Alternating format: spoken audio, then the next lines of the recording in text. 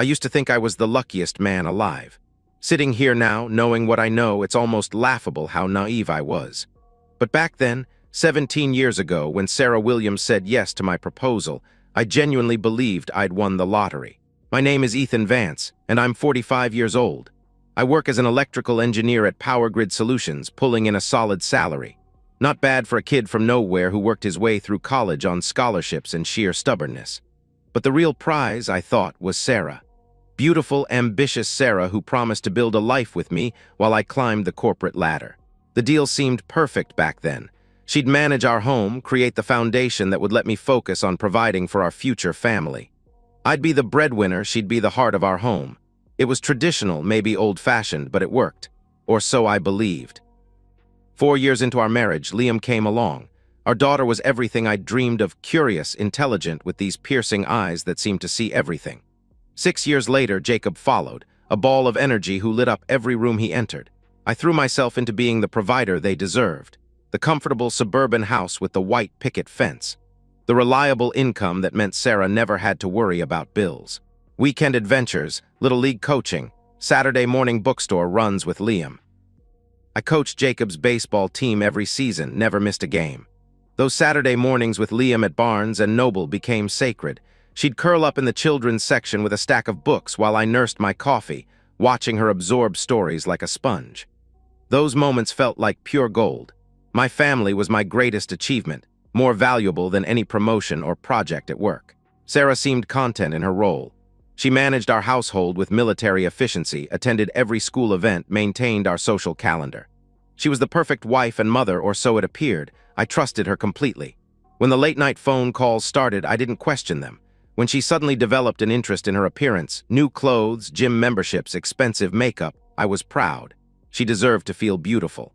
Looking back, the signs were everywhere.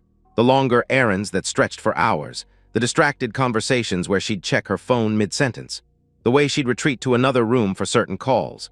But I was absorbed in a major infrastructure project at work, something that would secure our future for decades. The irony cuts deep now. While I was building a secure future for my family, my wife was building an escape route. I remember the exact moment I realized something had shifted. It was a Tuesday evening in October, and I'd worked late again, trying to finalize the project specifications. I walked through our front door expecting the usual chaos.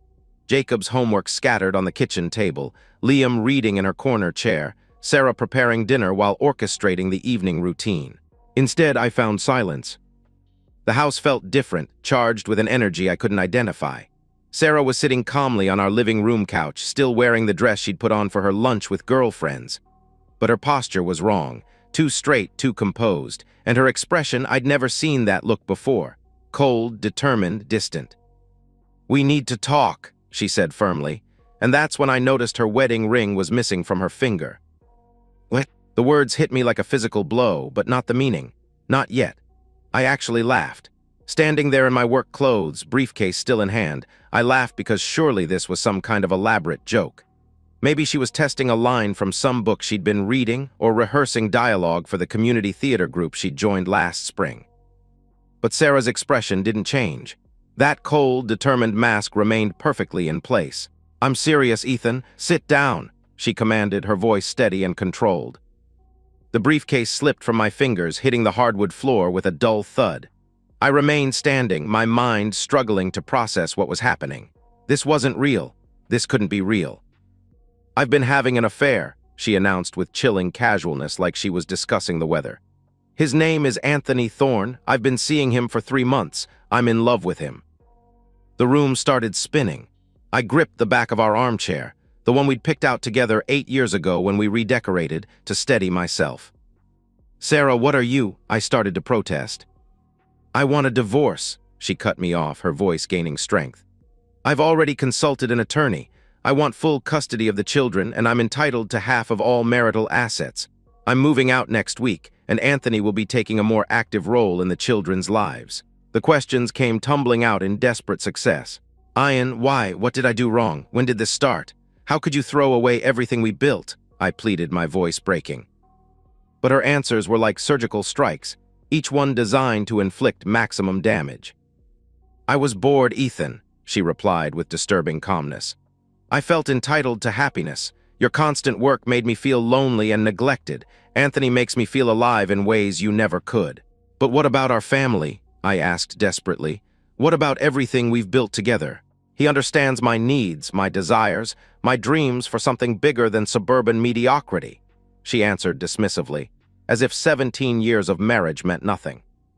"What about the kids?" I managed to ask, my voice cracking. "They'll adapt. Children are resilient," she replied coldly.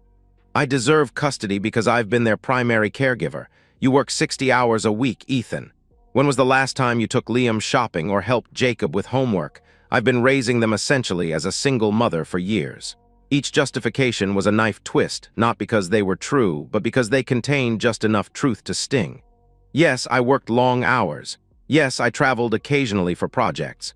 But I'd done it all for them, for this family I was apparently losing. I spent that night in our guest bedroom, staring at the ceiling while Sarah slept peacefully in our marital bed. The next morning, I called in sick to work for the first time in 3 years and drove straight to my lawyer's office. David Baker had handled our house purchase and wills. He was a family friend, someone I trusted completely. But the news he delivered was more devastating than anything Sarah had said the night before. "Without proof of adultery directly affecting the children or evidence of gross misconduct, Sarah has the legal advantage," David explained, his usually cheerful demeanor replaced by professional gravity. "She's been the stay-at-home parent, the one who's always been present for school events, medical appointments, day-to-day care. Family courts typically favor the parent who can demonstrate consistent, hands-on involvement. The best I could hope for was joint custody and the standard 50-50 asset split. Even worse, I'd be paying child support and possibly alimony, money that would support Anthony Thorne's comfortable lifestyle in my former home with my children." "But she's having an affair," I protested desperately. "Doesn't that matter?" David shook his head sadly. "Not unless you can prove it's harmful to the children, and even then, it's an uphill battle. Modern family law focuses on the best interests of the children, not punishing adultery," he replied with professional resignation. I left his office feeling hollow, defeated before the battle had even begun. Sarah had outmaneuvered me completely. While I'd been focused on building our future, she'd been planning my destruction with calculated precision. The next 2 weeks were hell. Sarah continued living in our house, preparing for her exit with cold efficiency. She packed her belongings methodically, sorted through photo albums like she was editing out our shared history, and spoke to me only when absolutely necessary about logistics. I tried to maintain normalcy for the kids, but I was drowning. Every morning felt like waking up in a nightmare I couldn't escape. I began documenting everything, tracking Sarah's movements, trying to gather evidence of the affair, recording our conversations when legally permissible. But Anthony was careful, Sarah was strategic, and I came up empty-handed time and time again. The children noticed the tension but didn't understand the full scope of what was happening. Jacob, my energetic 10-year-old, kept asking why Mommy and Daddy weren't talking. Liam, always observant, had grown unusually quiet, spending more time in her room than usual. It was during one of those long, sleepless nights that I noticed something strange. I'd gotten up around midnight for a glass of water when I heard Sarah's voice coming from the kitchen. She was on the phone, speaking in hushed tones, but her laughter carried through the house, a sound I hadn't heard directed at me in months. As I crept closer, I caught fragments of the conversation that made my blood run cold. "The attorney says it'll be easy," she whispered into the phone. "Absent workaholic father, primary caregiver advantage. Take everything he worked for." I retreated to the guest bedroom, my hands shaking with rage and despair. But as I lay there in the dark, I became aware of a soft sound in the hallway, footsteps that were too light to be Sarah's. The next evening, as I sat in my makeshift bedroom reviewing legal documents that detailed my impending loss, I found Liam standing in the doorway. My 14-year-old daughter looked at me with an expression far too mature for her years, her eyes reflecting an understanding that chilled me.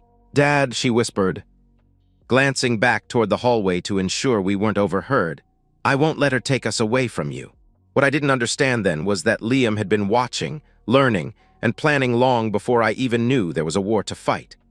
My brilliant daughter, who inherited my methodical mind and analytical nature, had noticed the changes in her mother months before the separation was announced. Unlike me, blinded by trust and work obligations, Liam saw everything with the clear eyes of an intelligent teenager who understood more about adult behavior than any child should have to. The secretive phone calls that ended abruptly when anyone entered the room. The new clothes that appeared in Sarah's closet. Expensive pieces that didn't match our family budget discussions.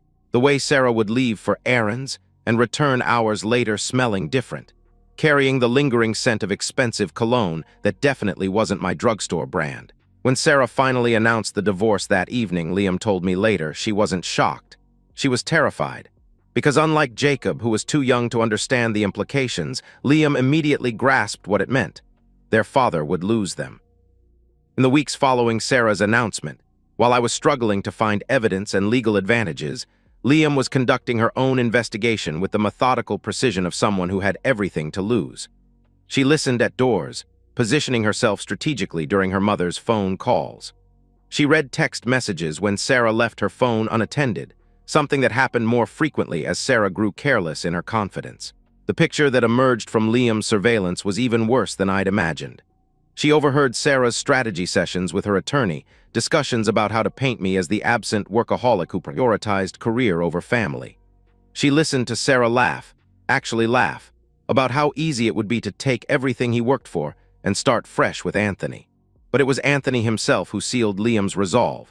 When he started visiting my house, Liam observed him with the careful attention of a wildlife biologist studying a dangerous predator. Anthony Thorne was everything that disgusted her. Arrogant, unemployed, clearly planning to live comfortably off Sarah's anticipated divorce settlement. Worse than his character was his attitude toward the children he'd soon be helping to raise. Anthony made no effort to connect with Jacob, treating him like an annoying obstacle to his alone time with Sarah. But his interaction with Liam was even more troubling. During one afternoon visit, when Sarah had stepped out to take a call, Anthony cornered Liam in the kitchen. "You know, this transition will be easier for everyone if certain people don't get in the way," he said casually, but his eyes were cold. "Your mother and I are building something here. Smart kids understand how to adapt to new situations." The threat was subtle but unmistakable. Liam understood that Anthony saw her intelligence as a potential problem, her observant nature as something that needed to be managed or suppressed. That night, Liam began researching custody law on her school laptop. She studied family court procedures, burden of proof requirements, and the factors that could shift custody decisions. She learned about the legal standards courts used, the precedents that guided judges' decisions, and most importantly, she discovered what could immediately disqualify a parent from custody. Evidence of child abuse or endangerment could trump every other factor in a custody case. The legal battle dragged on for 6 months, each court date bringing me closer to losing everything that mattered. Sarah's attorney was skilled and ruthless, successfully painting me as the workaholic who had prioritized career advancement over family connection. My own attorney, despite his best efforts, couldn't overcome the fundamental disadvantage. Sarah had been the hands-on parent, the one who knew the children's teachers, friends, and daily routines. I watched helplessly as the custody decision tipped increasingly in Sarah's favor. The judge seemed genuinely sympathetic to my situation, but bound by legal precedent and the evidence presented. I was facing joint custody at best, significant asset loss, and ongoing support payments that would fund Anthony's lifestyle while my children lived in a home where their father was unwelcome. The final hearing was scheduled for a Thursday morning in May. David Baker had prepared me for the worst-case scenario, explaining that barring some dramatic revelation, the court would likely award primary custody to Sarah with standard visitation rights for me. 2 weeks before that final hearing, Liam approached her best friend Maya with an unusual request. Maya was known throughout their school for her incredible skill with theater makeup and special effects, talents she'd developed. Through years of involvement in drama productions and a natural artistic ability that had won her multiple awards. "I need you to make bruises," Liam told her friend during lunch one day, her voice steady despite the magnitude of what she was proposing. "Bruises that will save my father's life." Maya, loyal and trusting, didn't ask too many questions. She understood that her friend was desperate, that something terrible was happening to Liam's family. "What kind of bruises?" Maya asked quietly, leaning closer across the cafeteria table. "The kind that look like someone grabbed me too hard," Liam replied calmly. "And maybe a burn mark, something that proves we're not safe." Over the course of the following week, Maya helped Liam create convincing evidence of abuse, layering theatrical pigments to create authentic-looking contusions that followed the pattern of adult fingerprints. Using techniques she'd learned from professional makeup artists and online tutorials. "Are you sure about this?" Maya whispered as she applied the final touches. "This could get people in serious trouble." "People who deserve serious trouble," Liam answered with determination.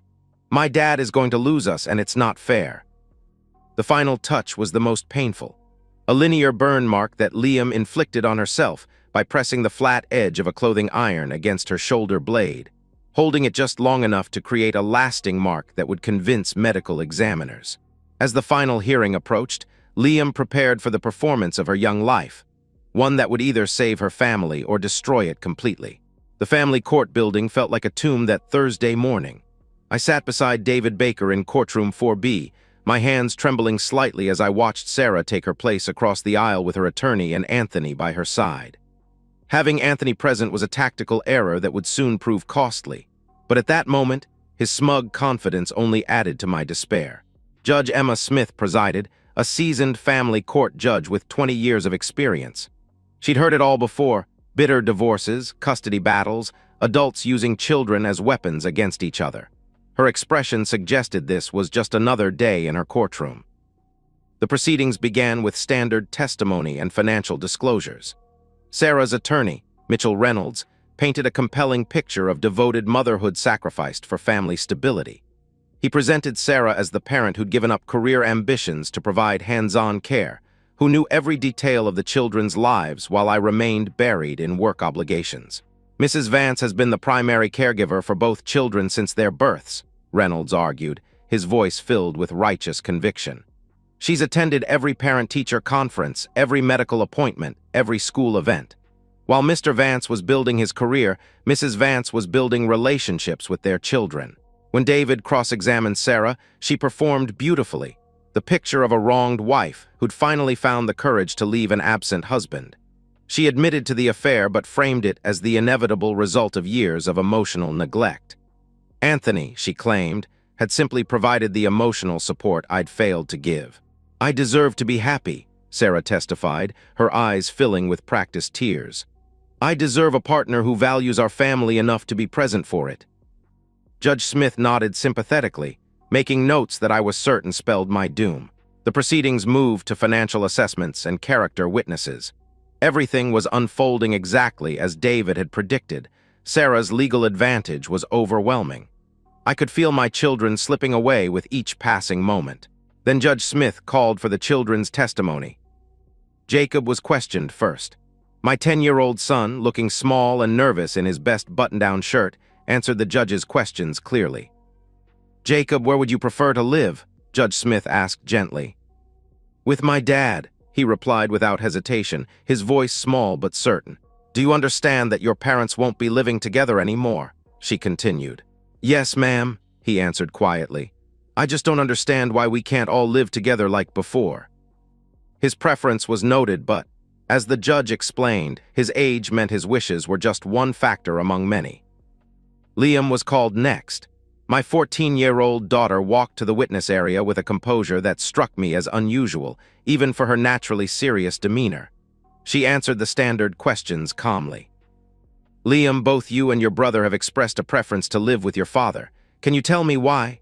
Judge Smith inquired. "Both Jacob and I prefer to live with our father," she replied steadily. "Neither of us have any concerns about his ability to care for us." "And what about your mother? Do you have any concerns about living with her?" the judge asked. "No concerns about her ability," Liam answered carefully.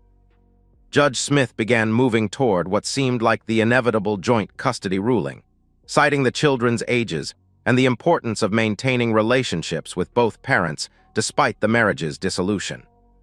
Then Liam raised her hand. "Your Honor, I have something to show you," she said, her voice cutting through the formal atmosphere.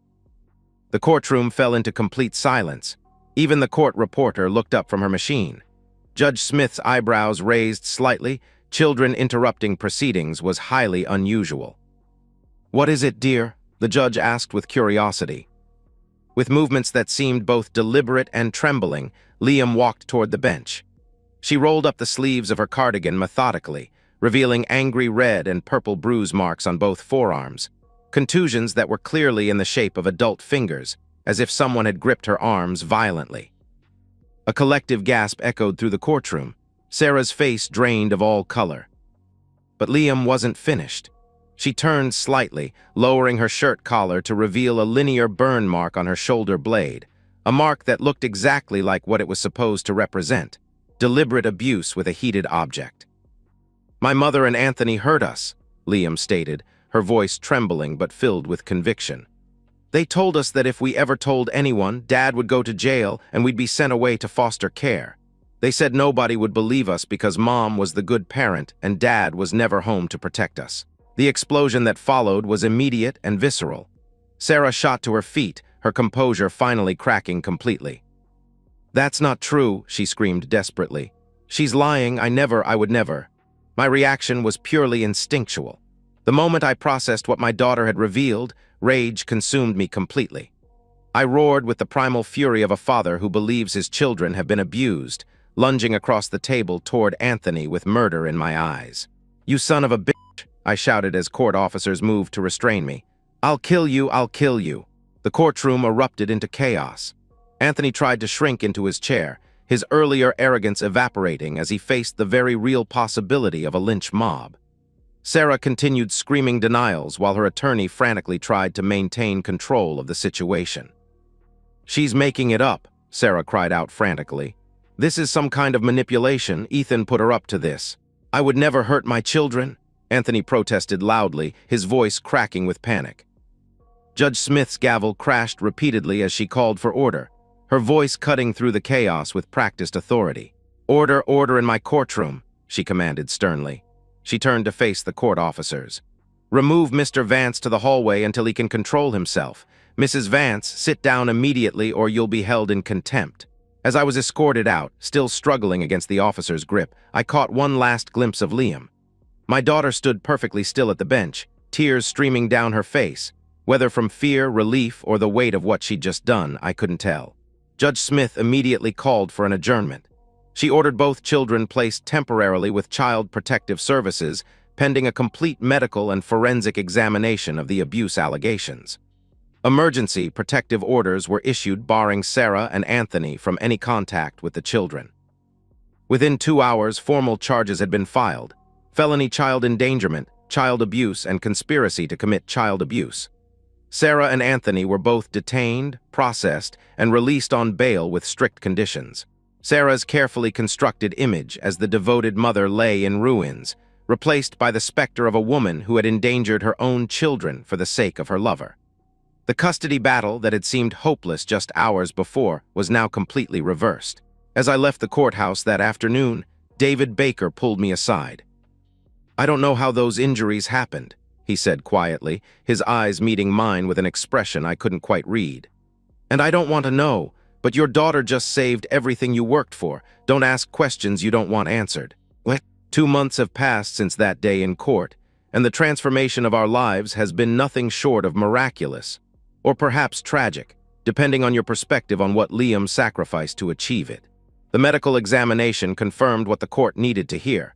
The injuries were consistent with deliberate abuse. The bruising patterns matched adult hand sizes, and the burn mark appeared to be from a heated metal object applied with intentional pressure. The forensic team couldn't definitively prove who had inflicted the injuries, but the timing, the children's testimony, and Sarah's complete lack of credible defense created an overwhelming case against her. Judge Smith's final ruling was swift and decisive. Full custody to me, a 70-30 asset split in my favor due to Sarah's criminal behavior and destruction of the family unit, and mandatory supervised visitation for Sarah pending the outcome of her criminal trial. Sarah's parental rights were suspended indefinitely. Faced with the possibility of a lengthy prison sentence and complete financial ruin, Sarah accepted a plea deal: 3 years in minimum security prison for child endangerment, permanent loss of custody rights, and no claim to any marital assets beyond the 30% already allocated by the court. Anthony, facing separate charges and unable to afford proper legal defense, received a 5-year sentence. We moved into a new home in the neighboring Riverside district, smaller than our previous house, but it's ours, untainted by memories of betrayal and deception. I negotiated a reduced work schedule with Power Grid Solutions, accepting a pay cut in exchange for flexible hours that let me be present for the children. I hired Mrs. Patterson, a retired teacher, to provide after-school care when my schedule requires it. The three of us entered intensive family counseling with Dr. Alina Rodriguez, working through the trauma of the court battle, Sarah's betrayal, and the complex emotions surrounding our new life. Jacob, resilient as children often are, has adapted well. He misses his mother but seems to understand that she made choices that hurt our family. His trust in me has only grown stronger. Liam, however, carries the weight of her actions in ways that both inspire and terrify me. She's thrived academically, earning straight A's and taking on leadership roles in school activities. But sometimes, I catch her staring into space with an expression far too mature for a 15-year-old, and I wonder what the cost of her sacrifice truly was. Tonight, as we sit together on our new couch watching a movie, a routine we're still building in this house that's slowly becoming home, I finally ask the question that's been haunting me for months. Liam, I say quietly, pausing the movie and pulling her close, I need to ask you something and I need the truth. Those bruises, how did they really happen? She looks up at me, and for a moment I see not my 15-year-old daughter but someone much older, someone who made an impossible choice to protect the people she loved. After a long pause, she tells me everything. I watched Mom for months before she told us about the divorce, she begins carefully. I saw the phone calls, the new clothes, the way she acted different. I knew something was wrong. Why didn't you tell me? I asked gently. Because I thought you already knew and were just pretending everything was okay, she replies with mature honesty. When she finally announced the divorce, I wasn't shocked. I was scared, because I understood what it meant. We were going to lose you. She describes the months of surveillance, documenting Sarah's affair and legal strategy, the research into custody law and the factors that could shift a court's decision, the realization that traditional evidence wouldn't be enough, that we needed something irrefutable to overcome Sarah's legal advantages. I researched everything, she explains with scientific detachment. Family court precedents, custody factors, what evidence actually matters. I realized that unless we had proof of danger to us kids, the court would give Mom custody because she was home more. So you decided to create that proof? I ask, though I already know the answer. I decided to save our family, she replies firmly. Maya helped me understand how real bruises develop, the color progression, the way skin reacts to different types of pressure. We practiced for hours to get the fingerprint pattern right. The methodical precision of her plan is both brilliant and horrifying, but it's her description of the burn that breaks my heart. That was the hardest part, she admits quietly. I stood in the bathroom at 2 a.m, holding the iron, knowing that the pain I was about to feel might save us. It had to look real enough to convince doctors. Jesus, Liam, I whisper, holding her tighter. I love you, Dad, she continues, her voice steady despite the weight of her confession. You worked so hard for us. You gave us everything. A home, security, all those Saturday mornings at the bookstore, coaching Jacob's team, being there when it really mattered. I couldn't let her take it all away just because the law was broken. Sometimes the only way to get justice is to create your own evidence. I'm torn between horror at what she endured, the planning, the self-harm, the perjury in court, and overwhelming gratitude that she saved our family. What she did was illegal, potentially devastating if the truth ever emerged. But I also know that Sarah's betrayal was real, that Anthony posed a genuine threat to my children's well-being, and that the courts would have failed us without intervention. What you did was incredibly brave and incredibly dangerous, I tell her honestly. I'm proud of how much you love our family, but I never want you to hurt yourself for anyone ever again. I won't have to, she replies with quiet confidence. You're here now, you're protecting us. I will never tell anyone what you just told me, I promise her, my voice thick with emotion. And you will never have to do anything like that again because I will always protect you both now. Always. As I reflect on these past months, I'm forced to confront uncomfortable truths about justice, morality, and the lengths we'll go to protect the people we love. What Liam did was technically fraud, but Sarah's betrayal was emotionally devastating, and Anthony's presence in my children's lives would have been genuinely harmful. Justice isn't always clean. Sometimes it's a brilliant, necessary lie told by a desperate teenager who loved her father more than she feared the consequences. Sometimes the system fails, and ordinary people have to create their own solutions. We're healing now, We're rebuilding. Jacob's laughter fills our new house, and I never miss his baseball games. Liam and I still have our Saturday bookstore mornings, though now they carry the weight of shared secrets and unspoken understanding. She's applying to colleges, brilliant and driven, carrying scars that no one else can see. Sarah serves her sentence in minimum security, reportedly a model prisoner who maintains her innocence. Anthony was released after 18 months for good behavior and has disappeared from our city entirely. They've paid their price for the destruction they caused, or at least, the destruction they were found guilty of causing. We are moving forward, carrying a secret that binds us together forever. Not just the truth about the bruises, but the deeper truth that sometimes love requires terrible choices, and sometimes protecting your family means dancing with darkness. The wicked have paid their price, and Ethan, Liam, and Jacob are moving forward, a family forged not just by blood, but by loyalty, sacrifice, and the kind of love that refuses to accept defeat. Some might call what we did wrong, others might call it justice, I call it survival.